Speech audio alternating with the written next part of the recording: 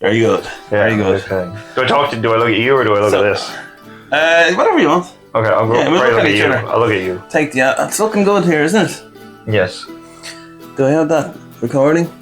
Yes. That's red recording. light is on. There we go. Yeah. Sound is on. All right. We're there. Okay. Look. Gonna turn more towards it. Here we go. Yeah. Welcome to the Truth Is In There podcast with me, your host Dan Stevens. Today I have with me my guest, Paddy Armas. Thank you very much. How are you, Paddy? I'm good. I'm getting by. Getting by. Yeah. How are you? I'm all right. We have sunshine in Dublin. We do. You So don't we're like indoors. it? No, I hate it. Yeah. I'm not an outdoors kind of guy. I don't do well in heat. I don't particularly do well in cold. Rain, I'm indifferent to. Yeah. So I'm not. No season is for me, you know. What's your favourite season? None.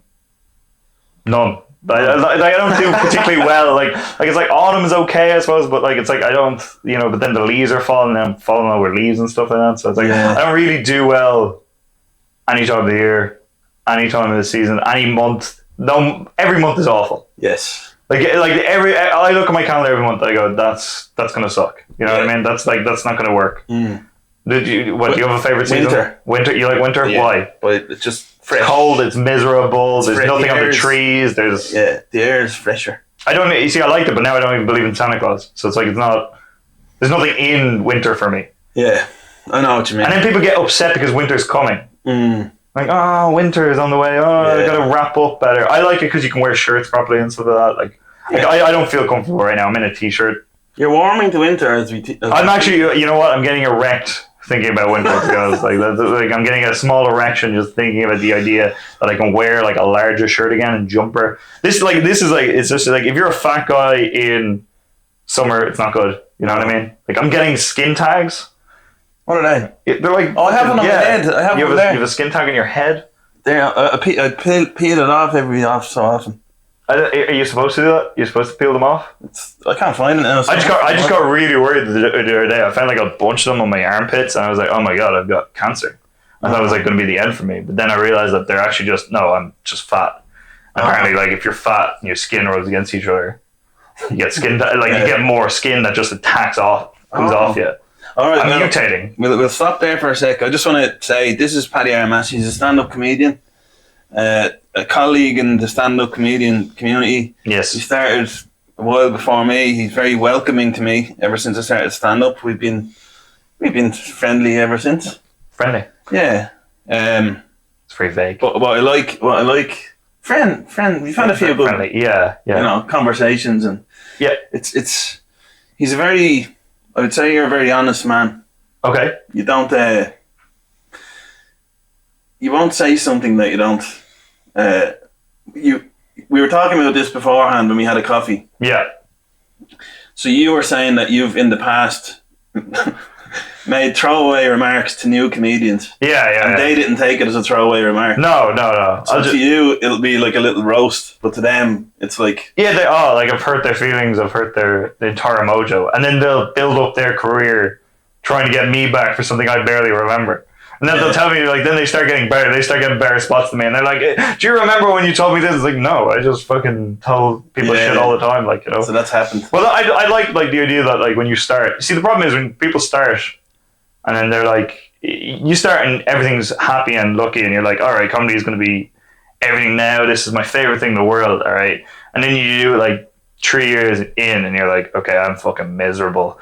I'm as miserable now as I was before comedy. It's just now I just have different things I'm miserable about. Yeah. But then the whole thing is like then other people start and they're really positive. So you're like, I'm going to fill them with like positivity. I'm going to help them like everything like that. But then they quit after 4 weeks because they realize how shit comedy is. Yeah. And then it's like then you've done this like 3 or 4 times with different variations of people, and you're like, okay, I'm not going to talk to people straight off the bat anymore because it's like it's just like it's a waste of energy when people just quit. You know what I mean? So then when people are around for a while, then you're like, okay, well now I can talk to you, like and stuff like that. Yeah. So then for ages when people would start, they'd come over to me and be like, I don't think you're doing it long enough to come talk to me yet. You know, just to put them in their, you know, just like a little like kind of throwaway work. But then people have like built up this kind of thing of me as like some kind of enemy to them, and now it's like they're building their lives like fucking that I'm. And look at me, like I'm not an enemy. I'm I'm a harmless. But what am I going to do? I can't even fight people. Have you gone to a fight in comedy? In comedy? No, a physical fight? Yeah. I don't know of any physical fight. Like, we're literally the weakest people. Yeah. Weakest emotionally, weakest physically, weakest spiritually. Yeah, but I would say in order to keep going, that shows a certain type of resolve. To keep doing comedy. I think it shows mental illness. You think so? To keep at it, like you've nothing else. You know what I mean? You're like and literally the people you talk to, like I think we were talking about this, like most people you're friends with, you've no other reason to be friends with them. And actually, like to be honest, like most people who I talk to, like there's people I talk to in comedy who would be mortified if I saw on the street. Like if I was like with like work colleagues or something like that, and then I saw like certain people, like you're like, oh no, that you're friends with this crack addict. Like no, I'm not. It sounds like, why would you have a bond with this person? You know? Yeah, apart from comedy. Yeah, like a would-be, you know, it could be anyone, you know? Like a would-be sexual assaulter. Like, they're all out there in around the realms, yeah, you know? it's basically like an unfiltered economy where there's no...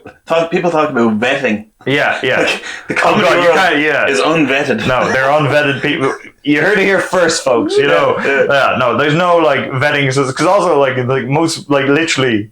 Like, if you come out of prison, comedy is probably a good route for you. Like, you can actually just tell people would encourage you. People have come out of prison and they've been encouraged to go and do comedy. Because they're like, oh, yeah, you'll get it off your mind, you know? And then they say this horrible shit. And you're like, yeah. Just add a tag to that, yeah. When you meet that person in prison, in the shower, just, like, add that into your set. And we're like, no, that's not how trauma works. You need to go to a therapist. You know what I mean? Like, and it's like, there's too many people who are just, like, there's nothing else for them. Like, comedy's like their one kind of thing. And I suppose you and me fit that, like, a little bit. We're both, like, losers and outright outside of comedy.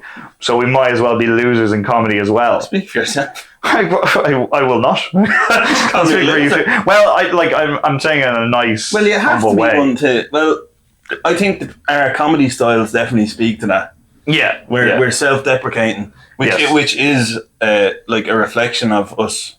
And in order for us to be any use at comedy, if I pretended to be high status, as they say, or like a really popular or cool guy, it wouldn't work. It wouldn't work. No, people would be like, they would see the beard, the mustache, the mullet. Yeah, they're like, you're like, even in the 1980s.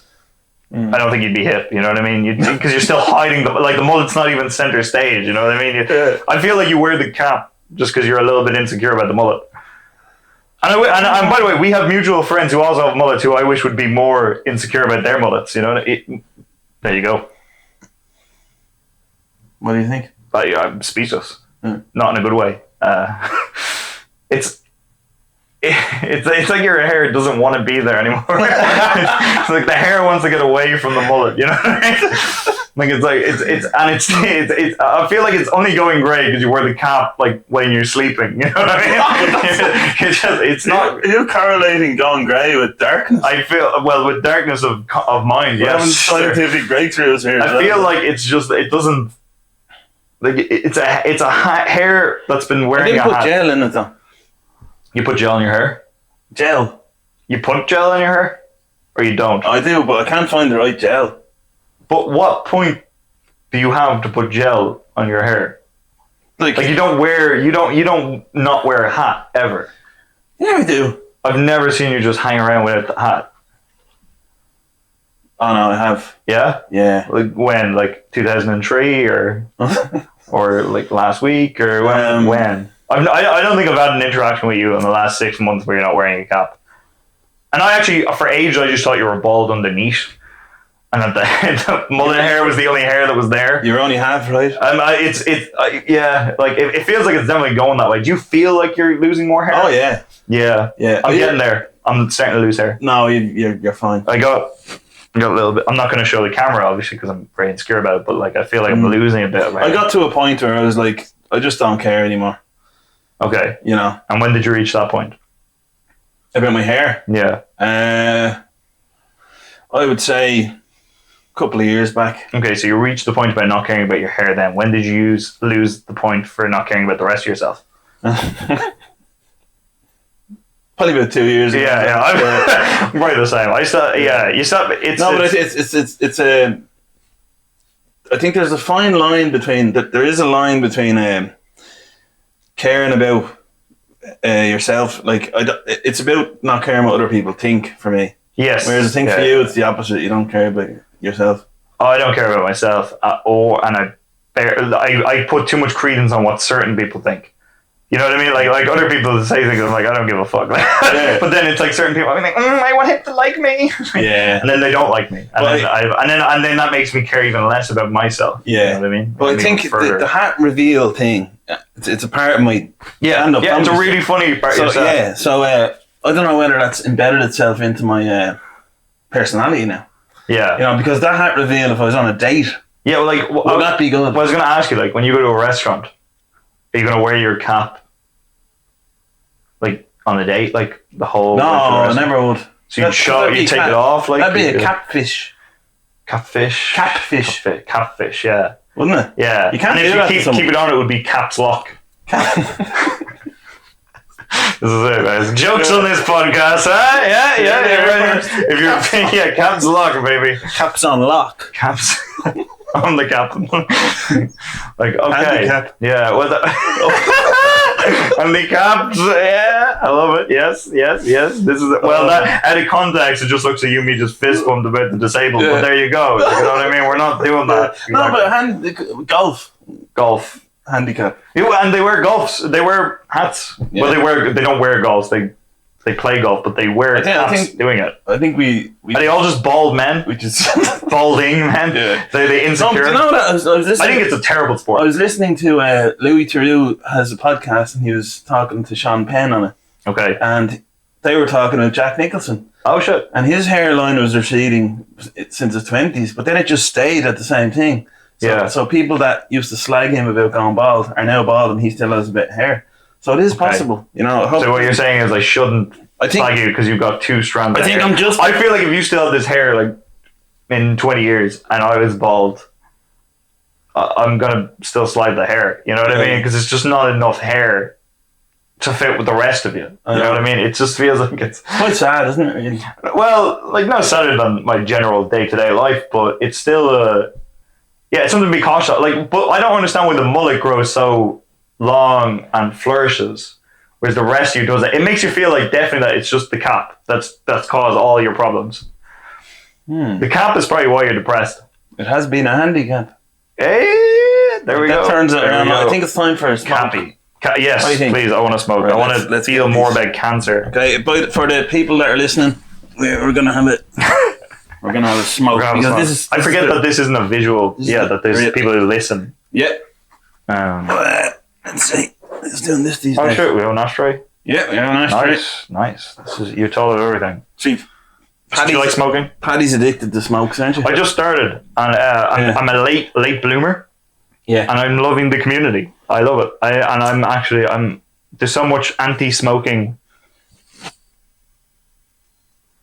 That put a lot of pressure on me. Like you lighting the thing. When someone lights it for you, it's always like, what, do you not trust me with your fucking lighter? Like, I feel like I'm gross and stuff like that. Now I have to lean over you. No. It's I think from my end it was an act of kind of not chivalry. Yeah. I'm not a woman, but are you? Chivalrous? You can be chivalrous as a guy, can't you? Yeah. I would be chivalrous enough. Yeah. What's chivalrous mean? Isn't that what you're typing? Opening the car door for a woman, opening the door for chivalry. It's like old school manners. Yeah, to women. Okay, to women, not towards others. No, that's what I'm trying to think of the word to be chivalrous to a man. Polite. What would be polite? To light someone's cigarette. Yeah. What is that? Yeah, I don't think you can be chivalrous to like other men because men are gross. We don't deserve chivalry. And actually, I wouldn't respond well to it. Do you know what the good thing is about the fact that we're smoking here? All the windows are closed. All the windows are closed because the sound doesn't get in. Yeah, like honestly, you wouldn't want to be in this room if you weren't us. You know what I mean? We're 2 fat guys. We're sweaty. Yeah. I don't know. Do you identify as fat? I identify as fat. No, I think it's not my number one thing. Okay, because I'm. You're a hat guy first. Broader. Yeah, broad. Okay. Broad. Yeah. So it helps with the fatness. It spreads it around more. Yeah, and you're a broad guy abroad if you're on holidays. Yeah, I'll tell you when really when it's windy out, my hair is just so unruly. That's the main thing about the hat. Yeah. Because I swear to God, people were so... When I was in Lisbon... Well, you see, the whole thing is like the hat suits certain people. Yeah. And it suits people with bad hair. Absolutely. Yeah. I'm not identifying you as a person with bad hair. That's self-explanatory. But I'm talking about people like I can't wear a hat. I'm only starting to wear hats now because of sunshine. But I look very perverted. I look like I'm hiding something. Like, give me your hat. Oh, yeah. If I wear your hat, like it's like... What do I know? I look like an FBI. Someone came over the other day. I was flying from Pitchfork, and a guy came over, and he was like whispering to Rob, looking for drugs. But he didn't go near me because he thought I was on the cover guard. Like it's like obvious. Yeah. And he was actually talking loud enough that like I would narc him out just for the sake of just being rude like that. You know what I mean? It doesn't suit you at all. Whereas Rob is like, this is a 13-year-old kid. I'm going to tell you about all the drugs. You know what I mean? Yeah, yeah. I went for... I thought you were giving the cap back there, so I lifted my hand up and did a scratch. I wasn't even in. You were like you're just lipping your knuckle, pretending to be cool, you know. Yeah. Okay, I'll give you the hat back. Wait. Okay, yeah, it doesn't suit me at all. Jesus, no. Yeah, it doesn't. It's too big of a move for me, you know. Yeah. I can only do one thing a year, and this year it's smoking. I think I just found that when I grow a beard, I think that's when the hat. I'm cool. How long have you been smoking? Like fucking 3 months. But I'm making up for lost time, so I'm trying to smoke way more, you know? Yeah. But then I get really worried about having cancer like all the time. What triggers you to start smoking? I don't usually smoke, by the way. I'll have one, as I think I've talked about it on the podcast before. It's kind of a vice for me. Yeah. When I come home, it's kind of... Yeah, you can kind of relax. I like it for writing and stuff like that you can kind of just kind of chill out a bit more. And now I like it because it's like you can take more breaks and work.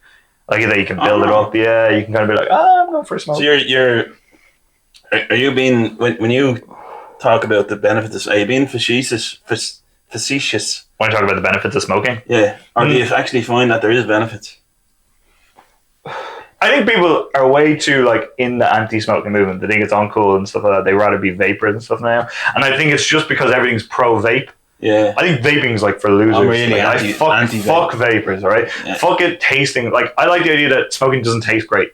Yeah. You know what I mean? Like, I deserve a lot. Like, smoking is what I deserve, you know what I mean? Yeah. Most people think they deserve vapes. Most people don't deserve vapes, you know what I mean? The world isn't all like strawberry lemonade or fucking vanilla ice or fucking melon, you know what I mean? Yeah. Life is tobacco and cancer and nothing else. That's what I say. Yeah, well, that's a good point. And, yeah, I don't know. I just kind of got into it and I like that people don't like it. Yeah. Yeah, it makes you a little bit more repulsive and I'm all about being repulsive. Everything about me is repulsive. Yeah. You know, I got fucking big tits. Well, I'm not saying that that's repulsive. Like, it's contextual. Like, some people want big tits, but I have them. I don't really want them, and they're very repulsive on me. Yeah. Like, or I was kind of waiting to see would you compliment on my tits, and you didn't. So there you go. Yeah. Yeah. All right. Well, thank you very much. We can't all be broad. Okay. Why do you think you're here? I'm very broad. Yeah. Okay. Yeah. When he said earlier that we were friendly, it was sexual tension. You know what I mean, between the two of us. Yeah, I've since I was I think 13 or 14, I've dabbled in the cigarettes. Like, oh yeah, yeah. What else did you do at 13, 14? That would have been objected to by most people. I was drinking in fields. Yeah, we all did that though, did we? Yeah, there's a field called the Parish Field up around here, and that's where we'd go. That was the hub of drinking. Oh, that was the hub of drinking. Yeah, that's where we'd gather in groups, drink in bushes. Nice. Yeah, yeah. We drank at a place called the Pipe. Or out of bushes when we got out of bushes. Yeah, you'd have the first two in a bush and then move it out the pub. Oh, yeah. I like that because then you get more confident. It's like you're drinking. Yeah, it's like the dance floor outside the bush. Would you dance? Would you whip a buggy in the field? No. Never. Are you a dancer? No, I despise nightclubs. Yeah. What about me makes you think I'd like a nightclub? I'm like, if I was in a nightclub, even at like I was like my nightclub phase was only like I met my partner at like 18, so it was like I was only in it for like 3 months or so. But I would like be that guy who would stand uncomfortably at the stage looking down at other people having fun. And be like, why can't I have fun? Yeah. And then I realized I didn't have smoking, and that's why I was miserable.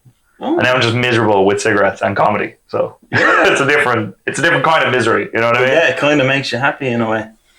Because you feel like I like the misery. I like the misery. But what was I going to say? Fucking in fields, we used to go to a place called the Pipe. And sounds like a gay bar. It does, yeah. And we'd sit on the pipe, like it was a big, I think it was a sewerage pipe, and you'd just sit there drinking all day, and you'd like spend your whole day drinking, and then homeless people would come over and they'd want to have a can with you, so you have a can with these. They'd like be these local kind of homeless people who'd just come around and drink with us, and we'd kind of help them. Like one time we helped them home, and then we were like, oh shit, this guy's gonna have a home. And it's like, no, he actually was just living in another bush. He just ran from one bush to another, like, you know. But then random people would just come over to you, but then there was a hierarchy of who could be at the pipe. So then like we were like 13, 14, but if the 15, 16-year-olds, like they'd be like, all right, fuck off, and then we'd like leave. And we'd only leave the bushes and the pipe if we were kicked out by like a larger group. Is the pipe still there? The pipe is still there. And there's a new generation of drinkers who drink it in Armastown. I don't know if young people in their teens anymore go out and they do, but it's like they're probably drinking seltzers. They're not like the good old days. Like I used to get like a big bottle of Taurus. Do you remember Taurus? No. Taurus was like, it's now off the market, which makes me think like, what were the hell consequences? Probably gives you big tits, you know. Like it was like Taurus was like this fucking 2-liter bottle of cider. It's like a flagon of cider that you get from Aldi. You open it up, it smells like farts. You're like, and you just drink in big bushes. And then I'd like wear the like, such a loser drinker. Like I'd wear the label on my hand and be like, Taurus powers activate. We had cool drinker in the field we drank in. There was a guy called 2-liter Peter. 2-liter Peter, nice. Yeah, he was like very what would you call it? Special needs. Would that be the right? Yeah, okay, yeah. So he couldn't really talk properly, and he just had his pile of bottles of cans of Linden Village and Stonehouse and all different forms of cheese. Yeah. And he had his pile, and we wouldn't go near that.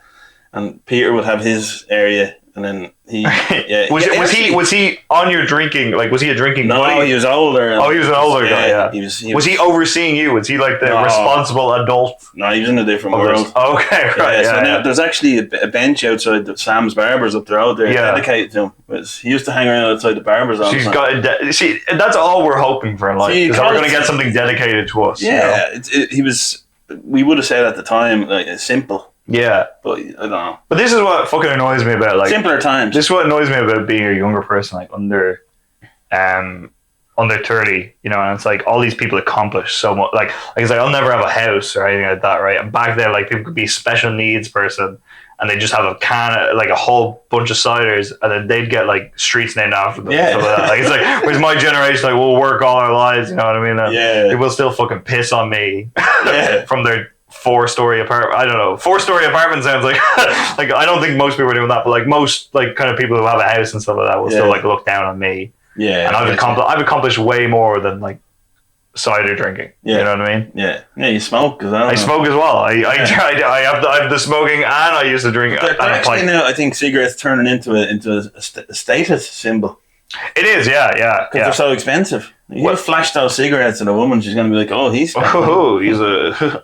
he's complicated." Yeah. I don't like how it's like it's still so prevalent to have like non-smoking things, and they haven't really £20 a pack though. That's nearly £20 a pack, but they don't incorporate the vaping into it. That's why vaping I still don't like them, is because they're like it's still non-smoking stuff. It's vaping is still allowed for people. Yeah, you know, and people still do it. Like I was on a plane the other day, like someone was still fucking vaping away on the plane, and they were like it's like they have no stage of awareness. Whereas like the non-smoking sign is still on. I don't know why they still exist on a plane. Like it's like it's never going to turn on. You know, like it's not like it's always going to keep on. Sorry, it's going to keep on the non-smoking sign the whole flight. It's not going to. Who's waiting? Like I'm there now on a flight waiting for the fucking thing to come off. Like I'm fucking busting for it. You know, it's a waste of electricity, really. It's well, this is it. Like you know, and even Ryanair flights want to keep fucking non-smoking signs on. Like they're the cheapest Ryanair.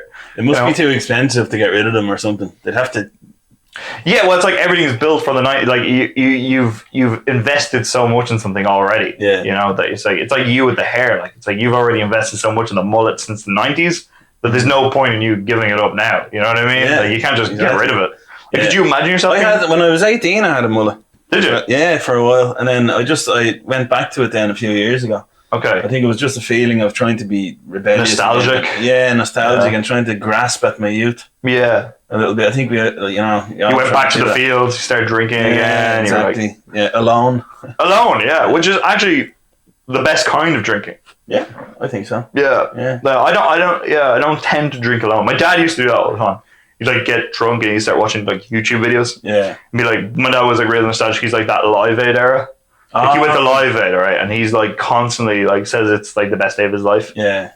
It's never the day I was born, or like, he's like, yeah. Well, I clicked someone at the. my dad would tell like a story, right? And it'll be like him sober versus him drunk is like a completely different story. Yeah. So like the story like sober will be like went to the Live Aid in 1985, had a really good time. Yeah. And then drunk is like, I was at the Live Aid, like clicked Madonna. And then I had to wonder what clicked means in the conversation. I was like, I assume it means sex, and I don't think he did it with Madonna. If you're listening, I don't think it's. She might disagree with the story, but like that's what he'll. Like it's just, certain people are like that where they just drink and then nothing is true after they start drinking. Yeah, exactly. Like people have told me that they love my comedy. It only happens when they're well. You know what? Are you drinking today? Because like people don't tend to tell me that unless they're like really really drunk. Yeah. And then it's like certain people are like, oh, they don't want to tell you anything until they start drinking. You're like, okay, I can't believe anything they say now. Exactly. I suppose I'm not broad, you know. So it's like I don't know, but I did like the field drinking like when I was a kid. It was like a rite of passage. But then what was weird was we'd smoke then, like my group. But then I wasn't like cool in school, so when I was smoking, the cool kids would tell me like, that causes cancer. Every smoke you take, that takes 5 years, 5 minutes off your life. You'd be like, these fucking kids in Coolock, they're all going to be dead by the time they're 30 anyway. Why do they care, But what age are you now? I'm 27. So that would have been, the times you're talking about there would have been 12 years ago, so? 12, yeah. 12, 13 years ago. 2012-ish? Yeah, 2013, 2014, I would say. It's probably more like it. So the smoking... it was already kind of... Vaping had just come out. The thing against smoking, the... What do you call it? What's the word? I can't remember. This public kind of judgment against smoking was already there. It came out around then. But I just thought it was really weird that I was like, the popular kids in my school would like not do it because I was doing it. Like it was like I could have been doing anything. Like if I was doing hardcore, if I was doing cocaine as a 14-yearod, they'd be like, "Why are you doing that?" And be like, that causes brain damage. And then I don't know, they'd probably study more. I think for me the thing with smoking is that what's annoyed me is that there's the extreme research into it has been done, as in. Like where it can lead if you're a heavy smoker. Like we're pretty heavy, but we're heavy, and actually, ironically, has nothing to do with that. Yeah, it's actually like people do it to get skinnier. Yeah, I was one of those people. Diet, smoking. Smoke and eat an apple a day keeps the doctor away. It's like I want to see the research study of smoking 3 a day. What that does? Yeah, I think 3. Your lungs able to like just be able to deal with that. Yeah. If you have if you're doing a little bit of exercise, or if you walk quite a bit, or if you're doing it at the right time of day, can your lungs just recover from that? I think maybe they could, because I don't know if there was research towards that, it would be quite favorable in favor of smoking. Probably. You think more people would smoke if they saw the research? Well, if you could have 2 a day or 3 a day. Yeah. Yeah. Or just smoking whilst drinking. Notoriously, though, that's not what people do. People just get into smoking. They might start 3 a day and then they like go way heavier than that. I like 3 a day because it keeps the price down. So it's like if you do 3 a day, you can go through a pack a week. Yeah, and then I don't mind it's spending 20 quid if it's a pack a week. Yeah, exactly, and it's got to be way less harmful on your lungs. Just has to be. Has to be. That's what. So they need to study. And I always feel that people should take health advice from people when they see 2 people like you and me, 2 broad men on podcasts. Exactly. Yeah, one with nice flourishing hair. Yeah, and one. Yeah, and Paddy. And hey, there we go. That's my feelings hurt. We're gonna get into. Did you have a story in mind? Okay, yeah, I'll tell you. All right, let's get into the story. Let's get into it. I forgot there about the storytelling thing. You know what? I just get so in love with your eyes that I forget about. And you know what? Now that I look at them, they're a little too blue for me. You know what I mean? Have you ever looked at my eyes? I put chili. I was cooking yesterday. I put chili in my eye. So it was like out of action for like half a day. It's swollen. Is it still like that? No, it's fine. It's lovely. They're beautiful. Yeah, look into the camera. Yeah. Just for the listeners, they're fucking beautiful. People look into my eyes, they see the ocean. You know what I mean? Yeah. They see or the sky, depending on what they want from me. The sewage pipe. The pipe. Yeah, I see a pipe. They see me. They think of drinking. That's it. They want to drink with me. Women have notoriously never told me that. You know, like men of comedy age are like, yeah, I want to go drink with that guy. Women not so much. Women have never been down for the Armas. You know what I mean? Yeah, your eyes are blue and wicked. Like blue and wicked. You see, in that. Underage women like them. No, you can't say that. No, you can't say that. All right, let's go. So speaking of underage women, no, I was in Thailand last year, and probably just tell a few kind of individual stories about it. But I had basically one where I went to go and see these islands in the Phi Islands. Yeah, they're called. You know them? I've been there. Have you been to Thailand? Yeah. Okay, yeah. So I went there. I went on the Phi Islands. I was coming from Phuket and Phuket. Yeah. Which one? They're the same thing. They're the same. Okay. They're not different, but yeah. No. Phuket. I was in Phuket and I took the boat out and I was with a bunch of these influencers. And they were like, they're all fucking taking all these photos and shit like that. They were like, thing, and really taking up. Where were they from? Were they like American? Like all different places. Like some were from India, some from America. Spanish people. Spanish people are the worst on holidays, by the way. They're fucking pricks. Like for all that they're giving out now about like tourism, where they are like too many British tourists, like they cause too much trouble in Spain. There's a thing in Barcelona about there's a big thing in Barcelona where protest against tourists. Yeah, they're shooting like water guns at tourists who are drinking out and stuff like that. And it's like I've been to those like touristy locations, and it's like it's never it's never the rich tourists who are actually going to these like rich British tourists who are going to Spain. Like it's always I was in Benidorm, and the demographic who are going to like Spain are the people who are priced out of Oasis tickets. You know what I mean? Like they're not like good fucking like. They're not the tourists you want in your country anyway. But the Spanish people abroad, I found in Thailand, they were the worst, man. They were like just fucking. You think like they're above that, but no, they also have horrible tourists that they just go elsewhere. Yeah. And they're the people who I saw. Actually, and we probably get them as well. Like, if you go to a fucking dart here and you get, like, real loud fucking Spanish tourists, like, so that they're, like, annoying as shit as well. But the ones here, so there were Spanish influencers, there were American influencers. They're all getting all these perfect fucking photos, you know. You know what it is as well, I think, has something to do with it. I noticed this I was in Portugal and Lisbon. I've been to Spain a few times. Yeah. The way that they speak is very passionate. Like, it's everything they say is always sounds like a big deal, like, you know. It's kind of like, they could be saying anything, but it sounds. I just think they're really arrogant. They know how sexy they are. Yeah. They know that they're way better looking than most people. Yeah. And then they really take this and they go to fucking the thing with it. It's my fucking phone going off. No, go away. Sorry, my phone was ringing there. I should have turned it off beforehand.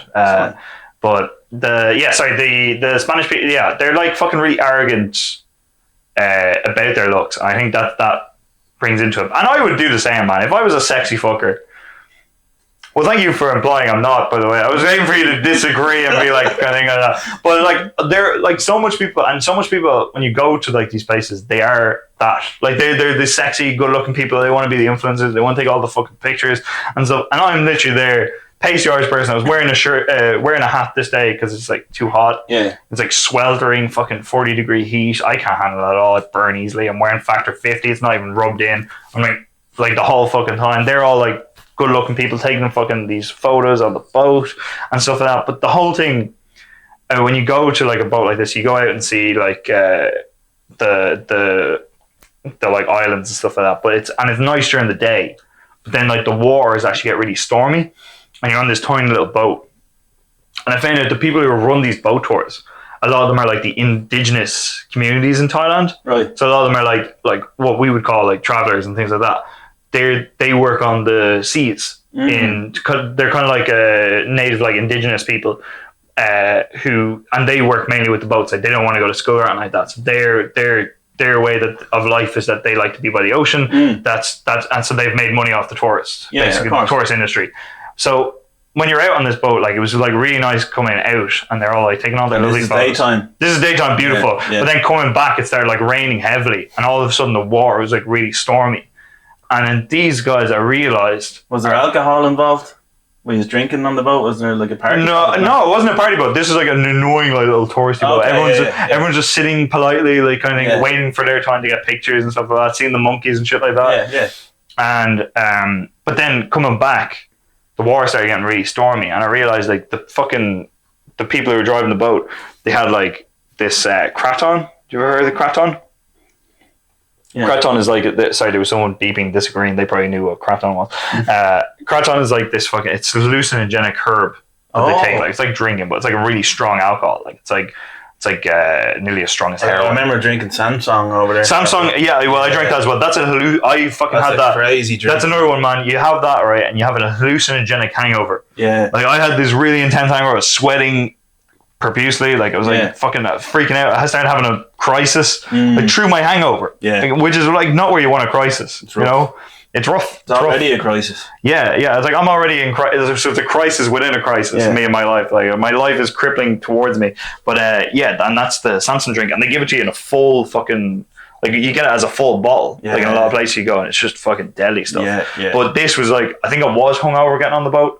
I was there with my partner, and we were like just there, pasty Irish people. But I realized the people who were doing the boat were all drinking this tea, this hallucinogenic tea. This tea that's like really fucking strong. It's like heroin, stuff like that. Like they're just drinking it, and they're gargling this stuff, right? Yeah. They have a 12-year-old kid with them, and the kid is drinking more of the hallucinogenic drink than any of the rest of them. Jesus He's like, Christ. and I look over, right, on the way back, the water starts getting really fucking stormy, right? Boat starts doing like flips and stuff like that. The guy who's driving the boat keeps looking back like this is gonna crash. Like, are these influencers still on board? They're freaking out. They are like, all of a sudden, they're like, we're all indoors. Who's the kid with? The kid is with the people driving the boat. Like he's one of them. He's one of these. He's a Thai kid, one of these indigenous thing. But then he starts driving the boat through this storm. They give him the reins to take the boat. He's like 12. Jeez. And he's driving the boat. He's drinking. He's gargling this stuff now. He seems to be drinking more of it the more the boat is getting stormy. So they let him start driving for a while, right? And the influencers are freaking out. Some of them are crying. Like, I'm loving it. I think it's hilarious. Like every time this is hitting the thing, because I'm always on near-death experience anyway. Like I'm like, if I die on this, it would be very funny. I might make the news in Ireland. You know what I mean? Yeah. Irishman dies abroad. You know, but over here in this situation, like some of them were crying, and then one of them did the sneakiest thing. There was only like, this can't be regulation at all. There was only like 5 life jackets. There's about 20 people. It's like they're not preparing for death at all. Like, you know, and one of them just got up like after a particularly bad like kind of bump against the sea. Because if you bump against the sea in that, like when it's rough weather, like this is a speedboat and it's trying to speed going back, so he's bumping up really high. So you're going above the water and then crashing back down, right? So I really hurt my back off it and stuff. But one of these influencer people, I think an Indian woman, she got up and she just took one of the life jackets and she just placed it on her seat. Like it was like a casual kind of fucking thing. Like, so if this thing goes under, I'm gonna survive, like kind of thing like that. And then I saw there was like a mutiny of like the other influencers fighting then over the other life jackets. My God. Yeah, and I'm just like trying to like just avoid and all of that, but they're going like, you selfish, like they're turning on each other, and I was like, this is the best thing that I've ever seen in my life, and I'm like loving it, you know. But then the kid, I'm loving it. The kid driving is loving it. Like all the lads are laughing. All the Thai lads, because they're all fucking on this terrible thing. They're all freaking out. Their eyes are blustered. They're laughing at like the tourists, and I'm laughing at them. And I tried asking for like some of the tea, and they were like, no, they wouldn't give it to me. The difference between the boat out. Yeah, the boat going out. They're all like these, like kind of thing like that. It's like the first episode of White Lotus versus the last episode of White Lotus. Like it's like this is a horrible like situation developed, and they just turn on each other, man. And I was like, it's amazing to watch. Like so much people crumble like in an actual crisis. Like you kind of realize what people are made of. And I was like just laughing through this whole fucking thing, but they were like literally in tears, crying and stuff like that. And then they were like really abusive to them afterwards. Like the people like, how dare you put us in this dangerous situation and stuff like that. So you chose to go on a boat, you know, the weather turned, you know. Like they probably could have been driving without the hallucinogenic tea, I thought. But you know, like if you're gonna be mad about anything, but I don't think they realized the stuff they were drinking. Like I knew what it was. My partner knew who it was, but the rest of them, I don't think had an idea that they were actually off their tits like the whole fucking time. Like, so were the influencers off their tits on the tea as well? No, they were just fucking. Jesus. They were crying for their lives. Like wow. One of them started praying at one point. Like it was like this is not. But then I also thought like if I die in this situation, you're dying with influence, which is the worst way to die. They're just gonna think I was one of them. Like they'll find me in my fucking little hat, factor. Like knowing that, right? I'd fucking die. I wouldn't die of that situation, right? The boat would have crashed, right? And I'd die of melanoma or some skin cancer, right? And the real tragedy that would have been like months before I even started smoking, dying of cancer in that situation, So it was like, So then eventually I got back to shore, and I was like. I was kind of like trying to banter with them, and I was like, "Oh, we have like a little rapport and stuff." And then they were like, "I was like, oh, thank you so much," and they were like, "Yeah, go." They just want to fuck off, and then they were going back on the boat, back into the storm. They just drove back out into the storm. Oh my God. On this tea, like you know what I mean? That's a different level of life, man. They were just living differently over there. That's just literally. Normal day for them. That's a normal day. They nearly killed people, and then they're going back about the rest of their lives. Jeez. But it was just the idea that they were all horrible influencer people, and actually that they showed what they're truly made of, fighting over these 5 life jackets. Yeah, I was like happy to die, and I was like, let them live to tell my story. It's a good lesson, isn't it? Like. Well, don't be an influencer. It's like the difference between Instagram and real life. Yeah. Instagram is the way out. Which is ironic because then the people are even the boat people are trying to escape real life, but just in a completely different way. It's just like, I'm fucking knowing this shit. Yeah. They were probably taking more tea listening to the Instagrammers, I would have thought, because they're also they hog all the fucking best views as well. Like I hate going to seeing a tourist spot somewhere. And everyone wants to take the best photo, and you end up spending an extra 20 minutes waiting for these pricks to you go to a temple and these pricks are taking extra time. Or I saw a woman went to the big Buddha thing, and it was women had to wear men could wear whatever they want, regardless of how broad they were. We could just wear whatever. I could have probably gone in topless, because that's how they think of men. You know what I mean? But women, no, it's oh, you're a whore. If you're wearing anything under if you're not wearing below your knees or below your elbows. They're still like that. They're still like that. They're like that. In a few places, the Vatican's also like that. They'll call you out for being whores and stuff like that if you're wearing shorts and stuff like that. Yeah, they'll be you have to cover yourself and stuff like that. And I kind of get it. I kind of think that you should probably show a little bit of respect, but I'm not a woman, so so I think whatever. Topless, there'd probably be a bit of an argument. Yeah, but there was a woman who was but not, will we? But it was such an American. Yeah, just on this kind of thing and all. But they were there was a woman literally arguing with a tour guide or something like that at the Big Buddha, being I'm a woman. I should be allowed to do what I want. The Big Buddha thing is it's a giant statue of Buddha. Is it near Koh San Road? No, this is on the island. This is on the island of Phuket. Okay. Yeah, there is another Big Buddha there, but this was one that's on an island, and it looks over. It is beautiful, but it's kind of it's really intense. It was a really intensely sunny day, and this woman was giving out that she had to wear a skirt kind of thing, that they gave them. I think you might have to pay for it, but it's €2 or something like that. But she was giving out. I am a feminist. I don't think that we should have to berate ourselves for things like that. It's no, these are old world traditions. They go way further than us, 4,000 years of Buddhism. It's I just fucking get on with it. You gotta know where you're going. They're the worst tourists who go to these places. You know what I mean? So they're the kind of people who every time you see them abroad, just think they're the people who are going to take the life jackets. You know what I mean? They're gonna live so you'll die, Dan. That's what I think, But but it's just a weird place full of weird people. And then that's not even the weirdest people, because the weirdest people you meet are the sexcation kind of people. Do you know these people? The old someone told me recently there's a name for them. Is it loser in country or something there's some acronym that describes they go over there with the aim to meet young Thai women. That's it. Yeah. They're usually older, bald, frailing, fucking Brits or Europeans. They're old. They're probably 50, 60. Probably you in 4 years. You know what I mean? They're kind of that's just kind of their kind of general vibe is. But you see them abroad, and they actually are really creepy, and I saw like a guy up at a bar and he was like kind of getting grinded by two women at once. And then he just whistled like it's time out. And then he came over and talked to us for a bit. Like, and you're just like, what? How can you just? And then he just times himself back in. It's like, yoo-hoo! And then they come back over to him. Yeah. And stuff like that. And it's like, it's just really. You'd wonder though with like that's just how they live life. Like, yeah, you'd wonder did they might have had something fucking terrible happen in their relationship or something, and they're like, fuck it, I don't care anymore. Yeah. I'm just going over there to get grinded on. That's such a destructive personality though. It's like, I've had something bad happen to me, I'm going to take it out on people in the third world. That's how it starts. First of all, you stop caring about your, that's it. You stop caring about your appearance. That's gone. What next? What next? How can I inflict this on others? That's how they think to themselves. Go to Thailand. What crisis has to happen that you're like, all right, I'm out of here. I can't be in my own continent anymore. I have to move where I am, But these kind of people, like, you see them all the time. And in fairness, like I have so much sympathy with the actual Thai people have to deal with these people. And I know that they make a lot of money from them and stuff like that. But like you saw, like I played Connect 4 with a prostitute.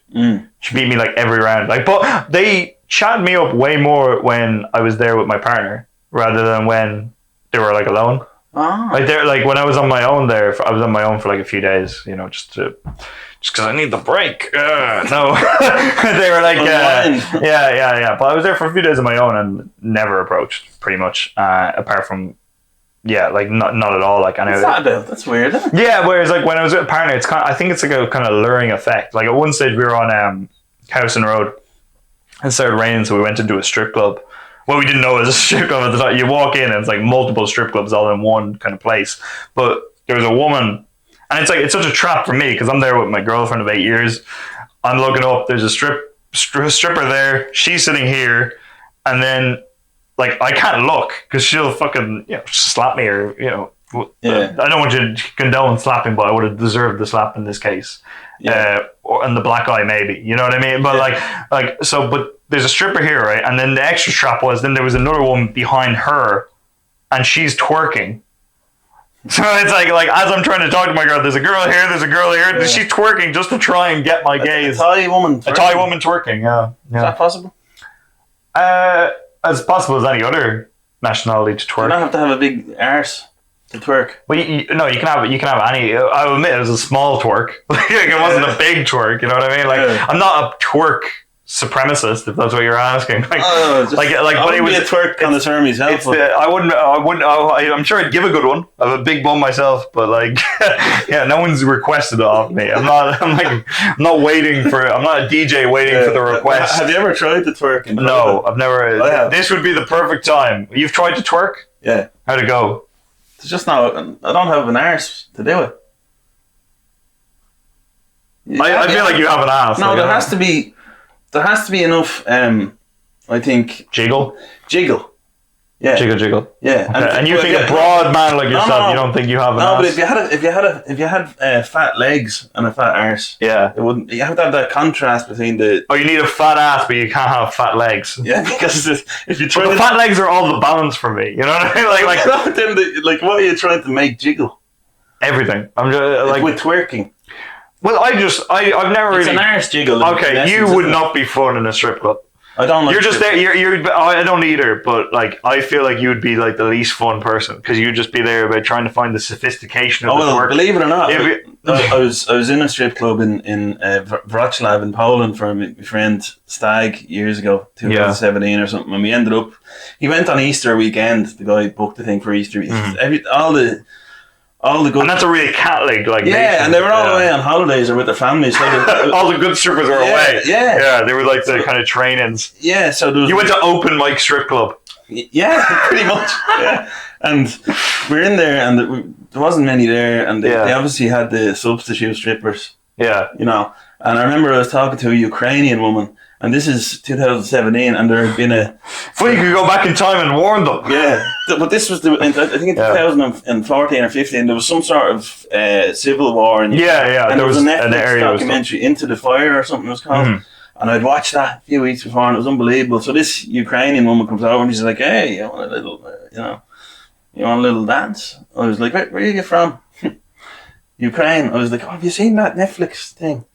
So I just ended up chatting to her about that for a while. And did she charge you for the privilege? No, she got bored. Oh, all right. You bored a stripper. Yeah, and then famously, who are paid not to be bored by people. Yeah, and other people on the stag, other lads tried to leave without paying, and we got locked in. And there was a conflict then in the strip club. You got locked into the strip club? They locked the doors because the lads wouldn't pay or something. One of your lads? One of the guys, yeah. That you were with just didn't pay? Yeah. What was his reason? It was mayhem. They were so drunk that there was just mayhem going on. You know. I love the idea you'd get entitled. Like, you know, that you'd be like, I'm not paying. That wasn't good enough for me to pay. Yeah, that's the type of guys they were on that. Wow. Okay. Yeah. You've got a horrible. It wasn't. It was my friend. Who I used to be best friends with him growing up. Okay. You don't really have a choice here. Yeah. These are the group of maniacs you're going to know. Fall into your tribe. I still like the guy, but his friends, I never liked them. Yeah. But I was groomsman. Okay. So, and his friend booked the thing, and right from the minute we got there, they had some stripper on the bus going from the airport to the town, to the city, beautiful city, and then they're getting out, they're pissing on the street. The stripper? No, the stripper got out to piss on the street. Before we went to the strip club, they're just disrespecting the place. Okay. And it was just so... It wasn't disrespectful to have a stripper on the bus, but then they got out to piss. That was the disrespect, yeah. They're hiring from the airport a stripper. Why? Just go to the strip club. Why do you need one? Why do you need one to commute with you? You know what I mean? Yeah, these guys had no respect for Wrocław. Yeah, to be fair, like the Polish don't have respect for their own country, so, you know... Political. No, I'm sure they're lovely. It was a terrible time. I don't think. I've never been a groomsman. None of my friends are getting married. I don't think most of my friends can afford to get married, or they're actually mostly losers who aren't in love and don't have plans to get married. I think it's kind of... You found your tribe, basically. Yeah. I found a lot of people I want to be unhappy with, you know. But that's the whole thing, is like you literally just fall. I don't think like you never pick friends who are like, okay, these are going to be you just fall into different because people. You're put into a school by your parents. Yeah, but and then it's like, I have to be around these people now, and then you somehow gravitate towards certain people in that 25 people, and then that's just your friends then. True, and then and no matter where you go in life, then that same kind of system works. Yeah. So that you meet horrible people in school, you're going to be okay. You're going to be my friends because it's the best of a bad situation. Yeah. Then you go to college, and it's going to be the exact same thing, best of a bad situation. Yeah. And then you meet people in comedy, and you're like, this is the baddest of the bad situation. And then you end up here. And then you end up on these fucking podcasts. You have to fucking sit next to a guy who's like, oh, I'm actually not fat, I'm broad. It's like, fucking, and I have full set of hair. Oh, I'm great. Things are working out for me.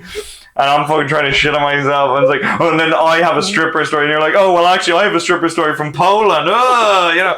So it's like, and then this is just the cycle of life. And then one day I'll die, and then I'll be happy. You know. Yeah. Then the pain will be over of searching for meaning. Yeah. The truth is in there. Yeah. That's the truth. There's too much pain in life.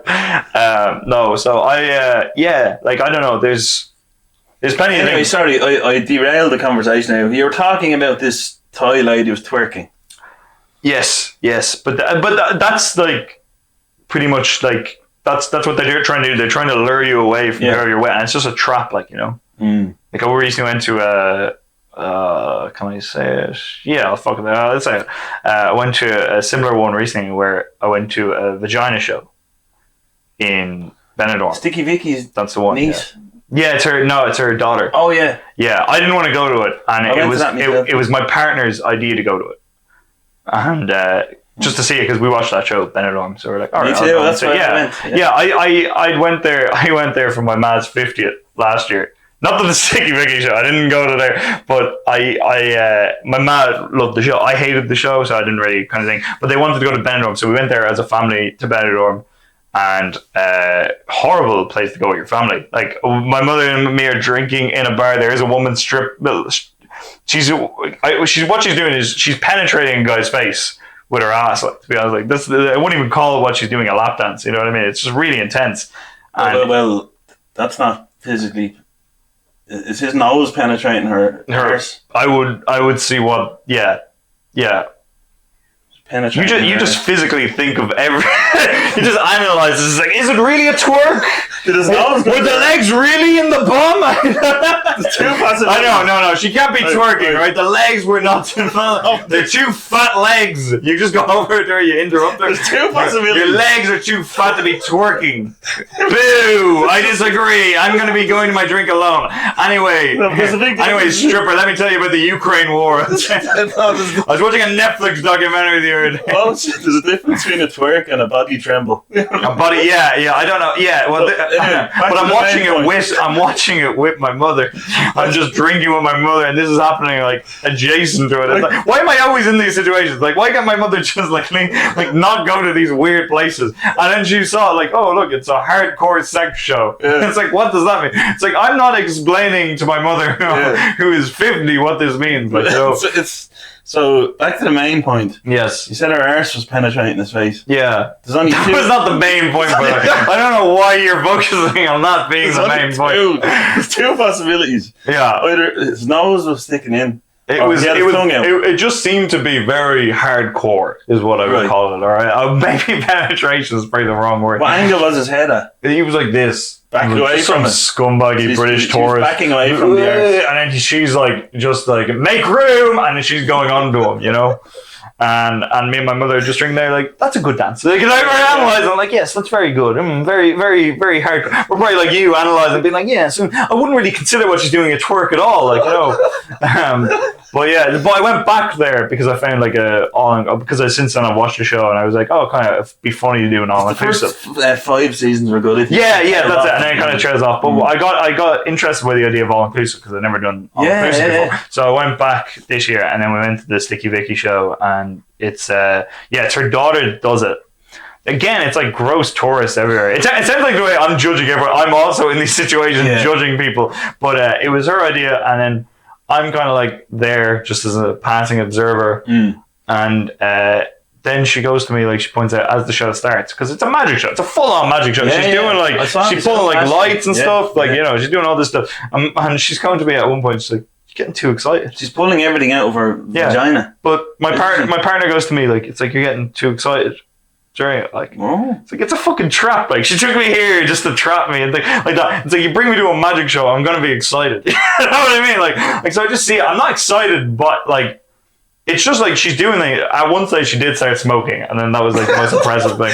She was smoking, and the smoke was coming out somewhere else. You know what I mean? She was smoking here, but it was coming out somewhere else. And I was just so amazed by this. This was like the most incredible thing I'd ever seen in my life. You know, but it's like the idea that it's like, oh my god, like just the Benidorm story.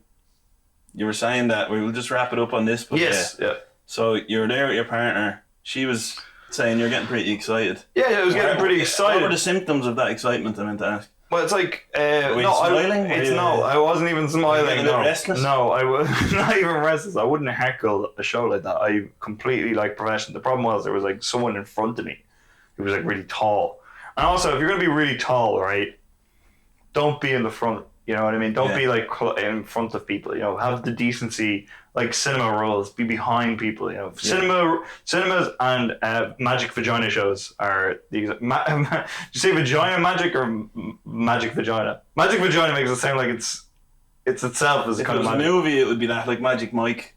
But Vagina Magic, I'd say, would be the show. Vagina Sticky Vicky. Yeah.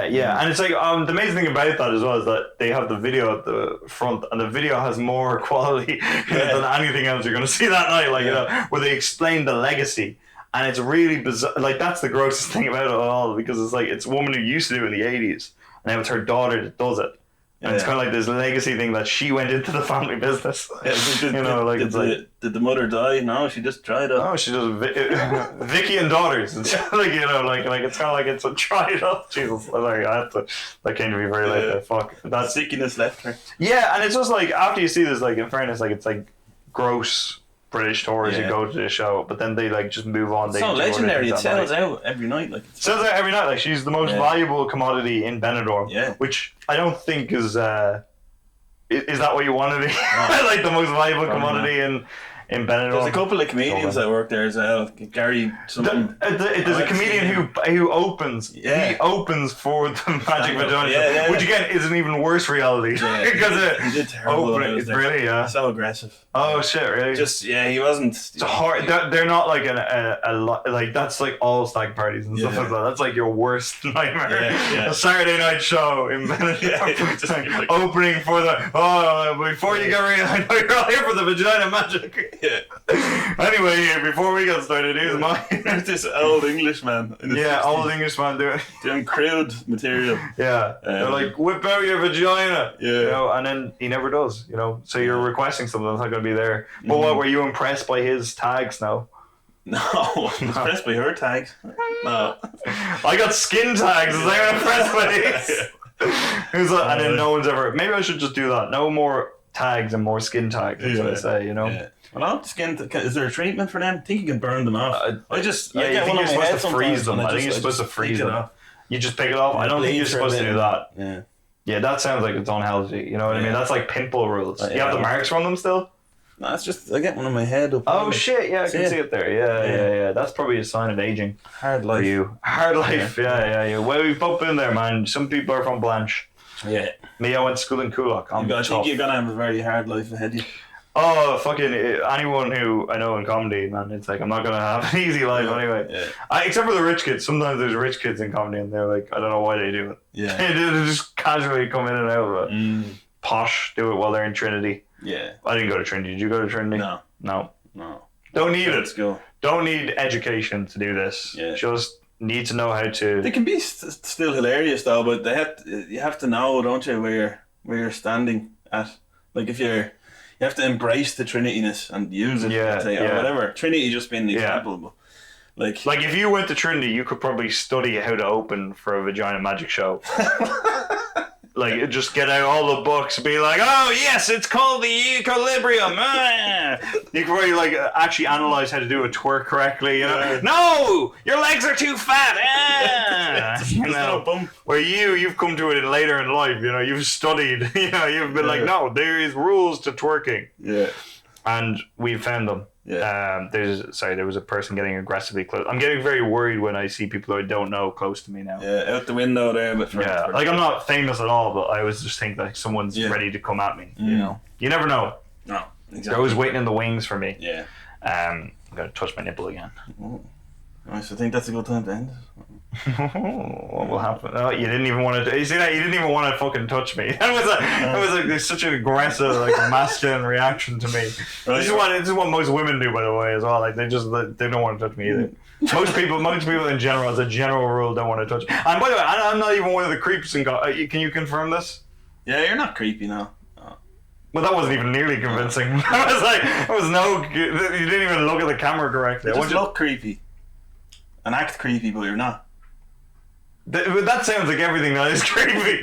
Like people either look creepy or they talk creepy, and you're saying I'm both of them, but I'm not creepy. Don't judge a book by its cover. That's what I'm saying. That's the moral of the story here: is don't judge a book by its cover. If something says Vagina Magic, maybe it's something else. Yeah. Maybe it isn't the daughter. You have to look up what twerking is as well. I think twerking is primarily an arse movement, and if you have level fat legs, or if you don't have an arse, forget about it. I think the best way to end this would be you doing a twerk to the camera. I can't. I don't have the arse for it. I don't have the arse either. Apparently, I came into this room thinking I had the arse for twerking, and now I don't. Now I'm left lesser of a man. You want to try? No, you know what? I don't. You know what? Because then if I do it and then it's very good, I'm probably going to quit comedy. like that would be the end of me. The listeners will be missing out as well. The listeners would. They won't stay with you for the twerking. They would have zoned out by then. You know what I mean? So we're gonna end it there. This has been thoroughly enjoyable. Thank you very much. I really enjoyed this. Thank you, Paddy. Too. Where can people find you online? You can find this broad man at Paddy Armas Comedy. I run Pitchfork Comedy. It's on Wednesdays in JT Pim's. In Dublin City, yeah. And I run it with a guy, Rob Nodder. He's no good. But if I'm hosting, it's usually a very fun night. Rob is my Mullets with Attitude partner. Oh yeah. His mullet is far worse, and he's very. I don't know what you call it. Like, he actually is that like posh guy energy, isn't he? He's like the. Oh, I don't think so. No. Very troubled. Troubled man. Troubled young man. I think you can be posh and troubled. Mm. He is posh and troubled. That's what you say for the And what are you? Poor and well adjusted. yeah. Well, anyway, that's So you have Paddy Armas comedy or Pitchfork comedy. Yeah. Thank you, Paddy. I'm Dan Stevens. This has been episode 94, I think, of the Truth Is In There podcast. Thanks for listening and watching, and like and subscribe. For the listeners, give a good rating on Spotify. Follow along. Paddy's getting up close to me here. It's definitely time to finish this. Thanks for listening and thanks for watching, and I will talk to you again soon. Goodbye.